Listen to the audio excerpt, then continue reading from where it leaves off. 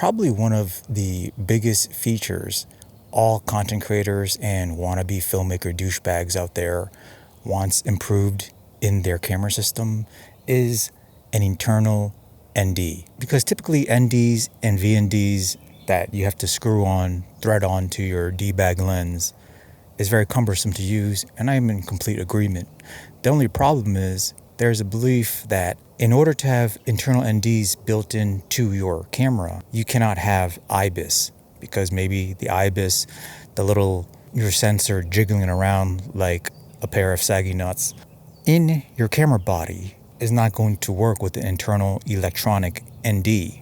I'm here to tell you that perhaps an internal ND is kind of overrated, especially when you have newer magnetic filters like I have right here. What I have right here is a NISI Jetmag VND. This is new to their Jetmag magnetic system, and I know what you're about to say. I'm shilling for NISI. NISI sent me some shit, and that's the only reason why I'm talking about it. And I am probably on NISI's shit list right now because I kind of called them out on Threads for not liking my content because it is offensive. You need to go to Butt and Hofer Nail and Massage. Buy manicure pedicure with happy ending for only $29.99. I was told the content I made for them was offensive, and I don't think we are in good terms right now. That doesn't mean that although there's issues between me and the brand, doesn't mean I necessarily have issues with what the brand is making. And I keep it real. I keep it a buck all the time. I actually purchased this Jetmag system, the VND, and the system that I'm using right now on this camera with my own money. Long story short, what they sent me in the past, 86 to 95 millimeter filter size for me to try with my Sony 28 to 70 f2 GM. GM stands for Got Money Lens, because obviously it is a $3,000 lens. And I know what you're all thinking earlier. I probably put this lens here just to show off that I have the money to be buying a $3,000 lens. And that was true. I did have money to buy this $3,000 lens, but now I am a broke piece of trash out here in my backyard trying to get affiliate link income on this NISI Jetmag VND. So with that out the way, it's entirely up to you and your judgment whether or not I'm unbiased or not in this review. Basically, if you've been living under a rock or you're just a piece of trash, the way VND works, the way the Jetmag system works is you first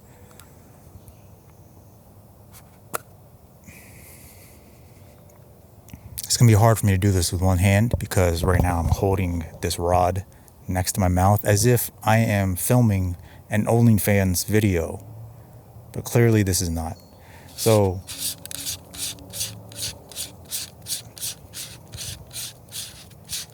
an hour later, see, this is why ND systems are trash, because you have to, freaking thread it on and off, and then you're like in the middle of a run and gun shoot, like, I don't know, someone's, overpaid wedding, and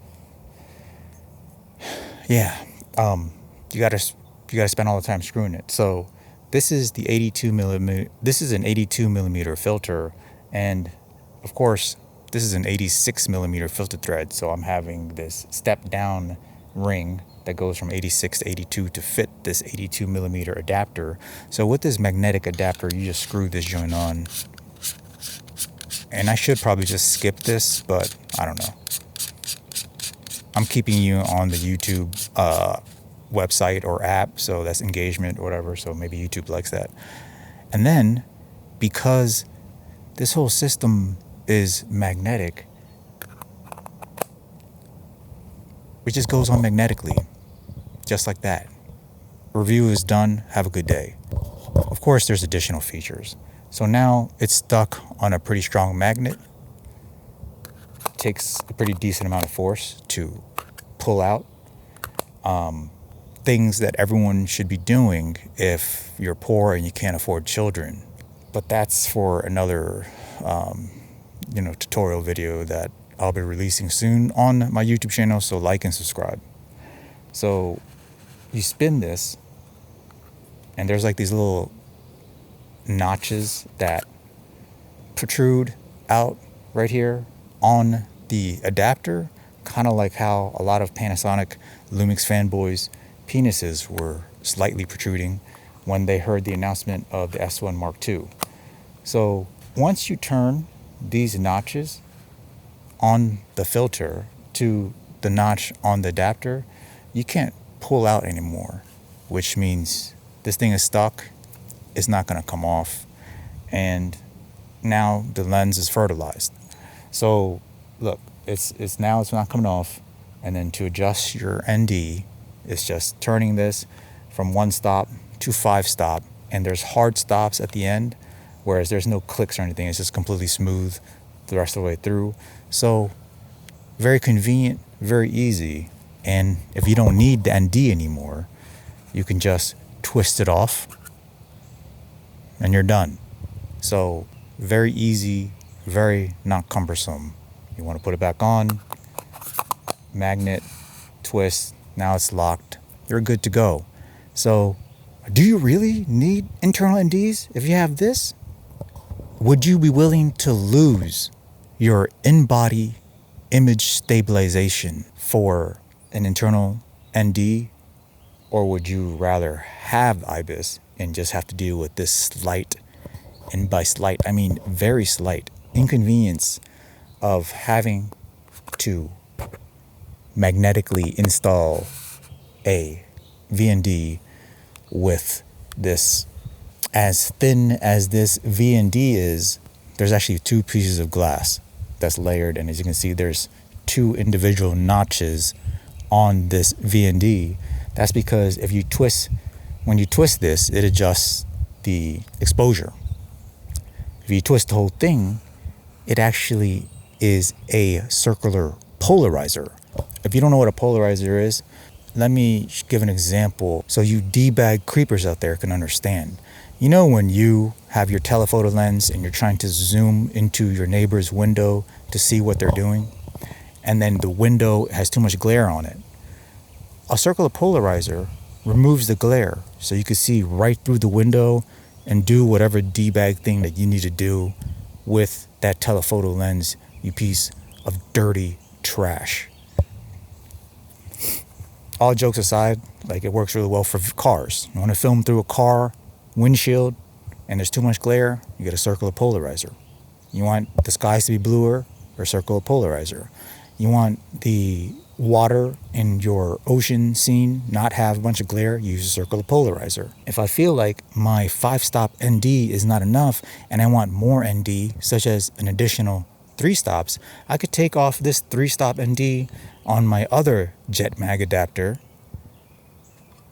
Now I look like I'm Caucasian, or I'm filming with Canon with my clipped ass highlights. I could add additional NDs or whatever other filter I want. Also, because I'm a filmic D-bag trash wannabe filmmaker, I have this 1/8 mist filter on this current setup. I'll take this off and add the mist filter on top of my VND plus additional ND plus mist filter. So very versatile system, highly recommended. Now, I don't know how well I was able to recover the highlights in this particular shot with my Sony ZV-1, but I'm assuming I probably should have gotten some of it back. So before I start looking any more unprofessional, I'm going to take the mist and the 3-stop ND and put it back. Now I am properly exposed, not looking like a grade A piece of trash, overexposed, trying to sell a filmmaking course on Instagram for $200, wasting your money and your time. Yeah, I mean, and according to NISI, it's true colors and everything. That means there's very minimal color shift as you are going through the stops. Matter of fact, let's just do this real quick. Let's swap this standard ND with this VND right now. I feel like, I gotta stop saying D every 5 seconds because it's just making me sound like I am celebrating Pride Month. So I'm gonna take this off. I'm gonna take off the mist filter. Take off this ND.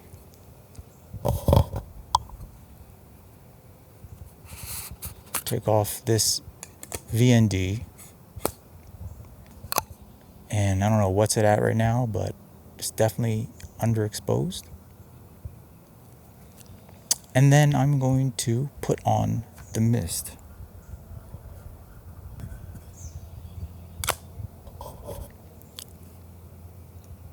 There you have it.